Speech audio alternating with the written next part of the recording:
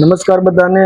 તો હાલ અત્યારે આઈ પોર્ટલ ઉપર ઘણી બધી યોજનાઓ શરૂ થઈ છે. આમ તો 148 યોજના જેટલી શરૂ થઈ છે, જે બાગાયતમાં પણ એટલી શરૂ થઈ છે, પશુપાલનમાં પણ એટલી યોજના ઘણી બધી શરૂ થઈ છે, ખાણદાનની યોજના પણ ઘણી બધી શરૂ થઈ છે.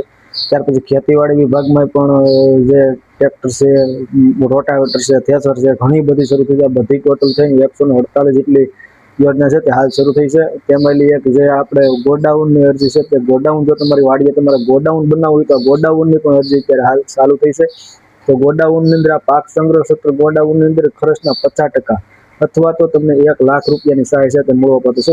પહેલા તમે 1 લાખ રૂપિયા છે તે સહાય મળવાપાત્ર રહેશે. તો હાલ અત્યારે આ ગોડાઉનની ઓનલાઈન અરજી છે તે આઈ પોર્ટલ ઉપર અત્યારે ચાલુ છે.